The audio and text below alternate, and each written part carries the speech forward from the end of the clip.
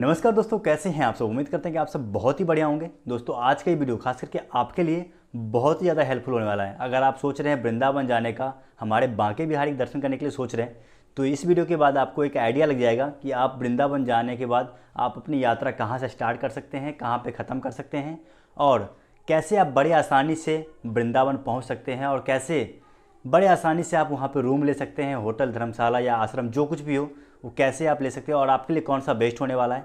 वहाँ खाना खाने की क्या व्यवस्थाएं हैं और कहाँ पे अच्छा खाना मिलता है और वृंदावन में वो कौन कौन सी प्राचीन मंदिरें हैं जिनमें आप दर्शन पा सकते हैं। और साथ ही साथ वीडियो के अंत में बताऊंगा कि इस पूरे ट्रिप प्लान में आपका कितना खर्चा आने वाला है पर पर्सन। तो चलिए आज के इस वीडियो का शुभारंभ करते हैं। राधे राधे। तो दोस्तों सबसे पहले अपन बात करते हैं कि आप वृंदावन कैसे पहुंच सकते हैं बड़े आसानी से। यूँ तो वृंदावन आप 3 तरीके से पहुंच सकते हैं। पहला है आपका सड़क मार्ग, दूसरा है रेल मार्ग और तीसरा है आपका हवाई मार्ग।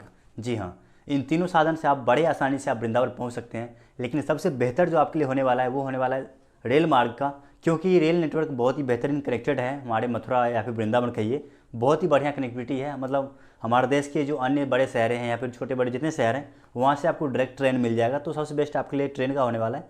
अगर हम ट्रेन की बात करें तो आपका सबसे नियरेस्ट जो रेलवे स्टेशन होने वाला है वो होने वाला है वृंदावन रोड का। लेकिन वृंदावन रोड पे हर जगह से डायरेक्ट ट्रेन आपको नहीं मिलेगा, क्योंकि वहाँ पे नेटवर्क जो है रेल का वो थोड़ा कम है। मैंने छोटा सा स्टेशन है वो, तो वहाँ पे हर जगह से आपको ट्रेन नहीं मिलेगा।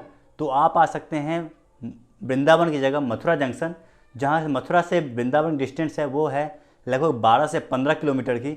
तो आप कंसीडर करिए कि आप मथुरा तक आ जाइए। उसके बाद आप ई रिक्शा करके या फिर आप ऑटो ले लीजिए, वो आपको 30-40 रुपये में आपको छोड़ देगा वृंदावन तक। वृंदावन का जो मेरो प्यारो वृंदावन का जो गेट देखे होंगे आप लोग, वहाँ पर आपको ड्रॉप कर देगा। जी हाँ, अगर आप आना चाहते हैं सड़क मार्ग से तो आपको बड़े आसानी से आपके अपने शहर या फिर उसके नियरेस्ट शहर जो भी होगा वहाँ से आपको डायरेक्ट बस भी मिल जाएगा। जैसे आप दिल्ली से डायरेक्ट बस से आ सकते हैं, आपका चंडीगढ़, पंजाब, यहाँ से आपको डायरेक्ट ट्रेन बस मिल जाएगा। वही बात करें हवाई मार्ग का, तो सबसे नियरेस्ट एयरपोर्ट जो होने वाला है वो होने वाला है आगरा का। जी हाँ, आगरा से जो वृंदावन की डिस्टेंस है वो लगभग 75 से 80 किलोमीटर की है। तो आप चाहें तो आगरा आ जाइए, आगरा एयरपोर्ट, वहाँ से आप प्राइवेट टैक्सी या फिर जो भी होता है कैब या फिर बस वगैरह सभी चलता है, वहाँ से बहुत अच्छी कनेक्टिविटी है।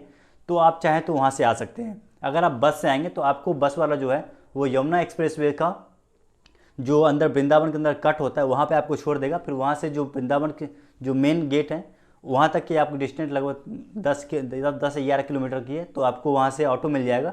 तो वहाँ से ऑटो लेकर के आप बड़े आसानी से फिर वृंदावन पहुँच सकते हैं।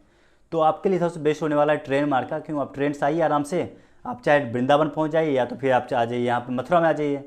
चलिए तो चलिए अपन हम वृंदावन पहुँच चुके हैं और बात करते हैं वहाँ रहने के लिए। तो वहाँ पर 3 तरीके से आप रह सकते हैं। पहला है होटल का, दूसरा है आपका धर्मशाला और तीसरा है आश्रम।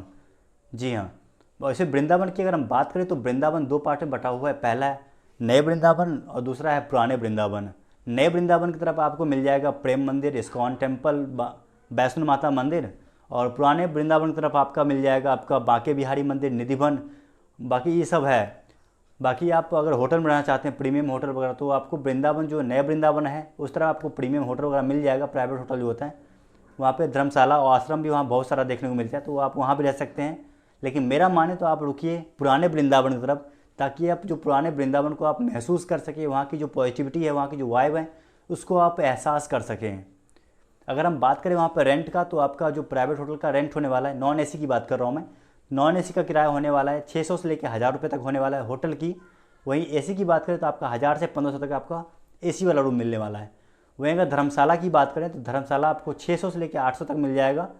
और आश्रम का भी सेम इसके आसपास ही प्राइस है। तो आप देख सकते हो अपने अकॉर्डिंग, आपका जो भी बजट हो तो आप उसके अकॉर्डिंग कंसीडर कर सकते हो।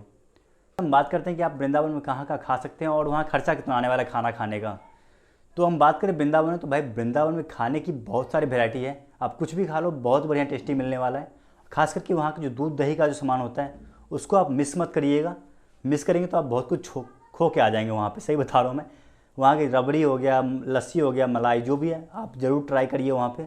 लेकिन बात करें खाना खाने की, तो आपको खाना का 100 से लेकर के 150 तक आपको पर थाली मिल जाएगा, तो आप खा सकते हैं।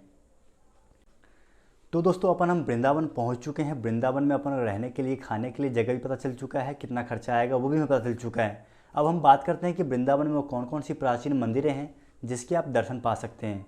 तो आप वृंदावन में अपने दिन की शुरुआत कर सकते हैं श्री बांके बिहारी के मंदिर से। जी हाँ, आप अर्ली मॉर्निंग जाइए, 7:30 बजे तक पहुँच जाइए, 7:30 से 8 के बीच में वहाँ दर्शन करिए। सुबह की जो टाइमिंग है वह 7:30 से लेकर 12:30 बजे तक ही है, तो आप इस बीच में जाके दर्शन कर सकते हैं। लेकिन वहाँ पे भीड़ बहुत ज़्यादा होता है, तो उस बात का आप ध्यान रखिएगा, अपने बच्चों को संभाल रखिएगा। अगर आप बच्चों के साथ जाते हैं तो बच्चों को ध्यान रखिएगा। बाकी वहाँ पे बंदरों से सावधान रहिएगा, बंदर वहाँ के बहुत ही शरारती हैं। आपका पर्स, मोबाइल या फिर आपका जो होता है चप्पल, चश्मा हो गया, सभी लेके भाग जाता है। बहुत ही नटखट बंदर वहाँ के हैं, तो आप उस बात का ध्यान रखिए वहाँ पे खास करके। वहाँ पे बांके बिहारी दर्शन करने के बाद आप फटाफट निकलिए, वहाँ से कुछ ही मीटर की दूरी पे है निधिवन। तो आप चाहें तो वहाँ पैदल भी जा सकते हैं, या तो आप ऑटो करके आप निधिवन तक जा सकते हैं। लेकिन मेरा माने तो आप पैदल घूमिए, वृंदावन की जो कुंज गलियाँ हैं उसमें घूमते हुए आराम से पहुँचिए निधिवन। निधिवन के बारे में ऐसा कहा जाता है कि वहाँ पे आज भी श्री कृष्ण गोपियों संग वहाँ पे रास करते हैं, और यही वहाँ का रहस्य है कि वहाँ पे शाम के बाद वहाँ पे इस वन में कोई भी पशु पक्षी प्राणी नहीं रह टिकता। इनफैक्ट जो भी मनुष्य अंदर में रहने की कोशिश किया है वो तो या तो पागल हो गया, वो फिर दुनिया को अलविदा कह गए। तो कहा फिर फटाफट आप वहाँ से निधिवन से बाहर निकलिए, वहीं पास में ही है श्री राधा बल्लभ जी का मंदिर, तो आप वहाँ जाइए, वहाँ पे दर्शन करिए। वहाँ पे कहते हैं कि वहाँ पे राधा जी का और श्री कृष्ण भगवान का युगल में दर्शन होता है, तो आप वहाँ जाइए। बहुत ही प्यारा वहाँ पे विग्रह है, आप वहाँ जाइए, मत्था टेकिए। फिर वहाँ मंदिर से बाहर निकल के आप आ जाइए इस तरफ, रमन जी का मंदिर है और वहाँ पे रंगनाथ जी का मंदिर है। तो राधा बल्लभ मंदिर से करीब 2 या 3 किलोमीटर डिस्टेंस वहाँ तक है, तो आप वहाँ जाके वहाँ पर दर्शन पा सकते हैं।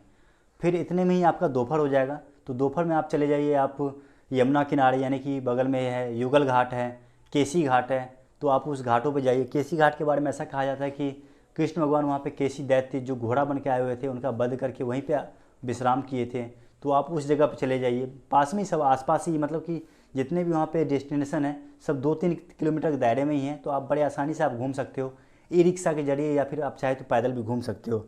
लेकिन पैदल घूमने में थोड़ा समय ज़्यादा जाएगा, तो आप कोशिश करें कि ई रिक्शा के थ्रू आप पूरा ट्रेवल कर लीजिए। या तो अपने होटल चले जाइए, क्योंकि जो वृंदावन में जितने मंदिरें हैं वो 12 से 4 के बीच में सारे मंदिर बंद रहता है। तो आप चाहिए तो अपने होटल जाके अपने वहाँ विश्राम कर लीजिए, दोपहर का समय जो होता है वहाँ विश्राम करिए। फिर उसके बाद 4 बजे के बाद आप आ जाइए पुराने वृंदावन का। तो बांके बिहारी के मंदिर से आपका नए वृंदावन दूरी जो है वो करीब 3 किलोमीटर की है, जहाँ पे आपको प्रेम मंदिर है।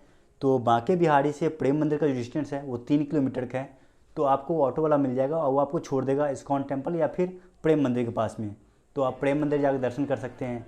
वहीं बगल में है इस्कॉन टेम्पल, तो इस्कॉन टेम्पल में जाइए, ज़रूर दर्शन करिएगा वहाँ पे आप देखेंगे कैसे हमारे विदेशी भाई बहन वहाँ पे श्री कृष्ण के रंग में रमे होते हैं, मस्त भजन कीर्तन करते हैं राधा नाम के साथ, मस्त झूमते गाते हैं। तो आप उसको भी थोड़ा सा एंजॉय करिएगा। फिर पहले मतलब बांके बिहारी तरफ से जाएंगे तो आपको पहले आएगा इस्कॉन टेम्पल आएगा, इस्कॉन के बाद आपका आएगा प्रेम मंदिर। तो उसके बाद आप प्रेम मंदिर चले जाइए और उसके थोड़ा सा आगे जाएंगे, आई थिंक 1-2 किलोमीटर, तो आएगा वैष्णो माता मंदिर। तो वहाँ पे आप जाइए, वहाँ पे सिक्योरिटी चेक होता है, वहाँ पे आपका बैग पर्स जो भी होता है वो आपको बाहर रखवा दिया जाएगा। बाहर सारा बंदोबस्त वहाँ पे रहता है, तो आप वहाँ पे रखिए। फिर वैष्णो माता के दर्शन करके वापस आइए। फिर लेकिन प्रेम मंदिर हो सके तो आप रात में जाइए, ताकि आपको वहाँ का जो वाइब है, यानी कि जो वहाँ की लाइटिंग शो होता है जय, मतलब बहुत ही प्यारा होता है वहाँ का। तो आप रात को जाइए, वहाँ पे काफ़ी अच्छा वाला महसूस करेंगे आप। प्रेम मंदिर के जो मतलब हर सेकेंड वहाँ पे जो कलर चेंज होता है मंदिरों का, वो आपको देखने को मिलेगा। बाकी वहाँ पे लाइट शो होता है, वाटर फाउंटेन शो होता है, तो वो भी आप जाके वहाँ पे एंजॉय कर सकते हैं। जो उसका समय है वो है 4 बजे से लेकर के रात को 8 बजे तक वो खुला रहता है। बाकी उसके बीच में आप जरूर जाइए, दर्शन कर सकते हैं।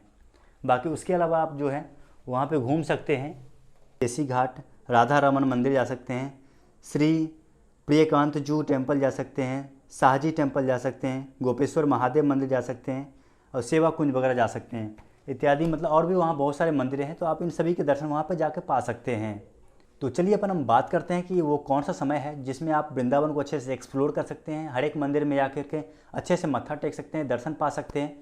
अगर आप भीड़ भाड़ के शौकीन हैं, मतलब आपको भीड़ भाड़ से कोई प्रॉब्लम नहीं है, तो आप आ सकते हैं जन्माष्टमी में, होली पे, या फिर नया साल पे आ सकते हैं। इस टाइम आपको कभी बहुत सारे भीड़ देखने को मिलेगा, यानी कि देश विदेश से सैलानी वृंदावन आते हैं हमारे बांके बिहारी के साथ होली खेलने के लिए, जन्माष्टमी मनाने के लिए, तो आप उस समय आ सकते हैं। लेकिन उस समय एक प्रॉब्लम और होता है कि वहाँ पे आपको रूम की शॉर्टेज देखने को मिलेगा, और रूम का रेंट भी थोड़ा सा हाई होता है। अगर मिल जाए तो रूम का रेंट काफ़ी हाई हो जाएगा, तो उस समय भी आ सकते हैं। बाकी वृंदावन तो आप 12 मास कभी भी आइए, सब दिन बढ़िया है। लेकिन हम मेरा माने तो आप थोड़ा सा गर्मी को अवॉइड करें, क्योंकि गर्मी वहाँ पे बहुत ज़्यादा गर्मी पड़ता है, आप परेशान हो जाएंगे और अच्छे से घूम भी नहीं पाएंगे। तो इसको अवॉइड करके बाकी आप कभी भी आ जाइए, सब बढ़िया है।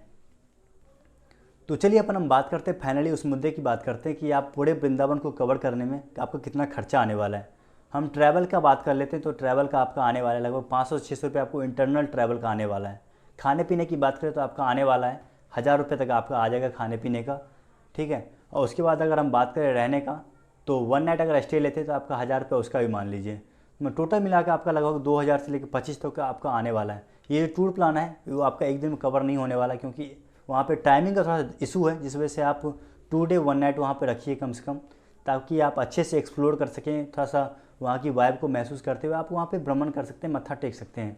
तो आप कम से कम 2 डे 1 नाइट का प्लान रखिए, और 2 डे 1 नाइट में आपका लगभग 2000 से लेकर 2500 तक खर्चा आने वाला है। तो चलिए हम बता देते हैं कि आप किराया कितना लगने वाला है। प्रेम मंदिर से अगर आप बांके बिहारी आते हैं तो आपको 20 रुपये लगने वाला है। मथुरा से अगर आप आते हैं वृंदावन तो आपका 40 रुपये किराया लगने वाला है ऑटो का, और ऐसे आसपास घूमेंगे तो साढ़े 10 रुपये 10 रुपये लगता है वहाँ पे, ठीक है। तो उसके अकॉर्डिंग आप देख लीजिएगा, बाकी यही खर्चा आने वाला है। बाकी अगर कोई भी क्वेरी हो तो आप नीचे कमेंट डाउन जरूर करिएगा, या फिर इंस्टाग्राम पे मुझे डीएम कर दीजिएगा, मैं ज़रूर रिप्लाई करूँगा उसका। बाकी इस वीडियो को आप शेयर कर दीजिएगा सभी लोगों के साथ जिनको वृंदावन आना हो इस जन्माष्टमी पे। बाकी हम मिलते हैं आपसे नई वीडियो में, नई जगह, तब तक के लिए बाय बाय। हर हर महादेव, राधे राधे।